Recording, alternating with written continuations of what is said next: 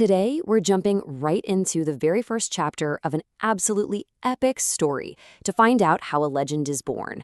We're going to follow a journey that starts in a tiny mud hut and ends, well, at the very edge of immortality. So let's get started. Our story kicks off right here, in the dark, just before dawn. And this one line, it just drops you right into our hero's world, doesn't it? I mean, you can almost smell the damp, musty air of his tiny, crowded home. This is no palace, no fancy cradle for a chosen one. No, this is real, it's raw, it's poor, and it's exactly where it all begins. Okay, so who is this kid, staring up at that mud and weed ceiling? Let's get into who he is, or maybe more importantly, who his village thinks he is. Okay, so his actual name is Hanlop, but that's not what people call him. Nope. Day in and day out, everyone in his village knows him by a totally different name, Ango, and that translates to the second fool. Yeah, that's the nickname that's pretty much defined his whole life. But here's the kicker. The real irony of it all, despite being called a fool, Hanlap is actually the smartest kid in the village, by a long shot. So right away, you've got this huge gap between how people see him and who he really is. He's underestimated from the get-go, which is like a classic setup for an underdog hero. But it's his quiet intelligence that really makes you feel like his journey is going to be earned, not just given. So you're probably wondering why the name. Well, it's actually just this cultural thing in his village. It was super common to give kids kind of unflattering nicknames. We're talking names like Go-Wa, which means dog's egg. Seriously, it was just a normal thing. And the only reason he's the second fool is because some other kid was already the fool. Can you believe that? And it just shows you he quietly puts up with the world around him, even the parts he doesn't like. But don't let that quiet acceptance fool you. Underneath all that, there's a serious ambition burning. So let's take a look at what's really driving this kid. I mean, his reality is just harsh. We're talking a family of 7, all crammed into this tiny, crumbling house. A life where just having a full meal is a big deal, a luxury. His entire day is just backbreaking work, chopping wood, just so they can get by.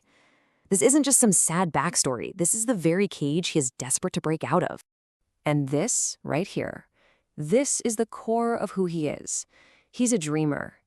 While all the other kids are just running around, playing, Hanlop, he's the one looking out at the horizon, just imagining a totally different life, a world full of possibilities that, for him, only exist in stories. And you really have to get the scale of this dream. For a 10-year-old kid in a village where his friend's biggest ambition is chasing chickens, the idea of seeing the prosperous world it's just so out there, so huge, that he doesn't dare say it out loud. It's his deepest, most guarded secret. Now, you know how every hero's journey has that one moment, that call to adventure? Well, for Hanlop, it shows up on a totally normal afternoon, and it's about to change, well, everything. And the person who brings this change is his third uncle. Now, for Hanlop's family, this guy is the absolute picture of success. He lives in town, he's got a manager job at a tavern, he's basically the living connection to that bigger world Hanlop has only ever dreamed about. So where does this opportunity come from? It comes from this powerful, kind of mysterious group called the Thet Phien Mon, the Seven Mysteries Sect. These guys are a big deal, a major martial arts power, and they actually own the tavern where his uncle works. And the uncle, he's just managed to become an outer disciple, which gives him this one incredible perk. He gets to recommend one kid for their entry test. So the uncle lays it all out, and it's a really clear path. And listen, this isn't just about learning to fight. No way. This is a total life changer. We're talking free training, free food, a roof over his head, and this is the most important part, a monthly salary that gets sent straight back home to his family. So you see, this isn't just a chance for Hanlop, it's a lifeline for his entire family. 1 to 2 taels of silver a month. Now, to us, that might not sound like a whole lot, but for a family that barely has enough to eat, that's a fortune. It's life-changing money. That number alone is enough to push aside any doubt, any fear they might have. Hanlop's dad he's worried. He knows about the Jianghu, the martial world. He knows it's dangerous, it's violent, but that promise of a better life, the sheer weight of what those silver coins mean for his family, it's just too much to pass up. And so he agrees. And just like that, the decision that will change his son's life forever is made. And with that, the last part of this origin story kicks into gear. The moment he leaves home for the very first time. Things start moving really fast from here. The decision is made, a month goes by, and his family does everything they can to feed him, to get him ready for the test. Then, right on schedule, his uncle comes back. And Hanlap gets on a horse-drawn cart for the first time in his life, watching his parents, his home, his whole world just get smaller and smaller behind him. So what's the big parting advice they give him? They don't tell him to become a great hero or anything like that.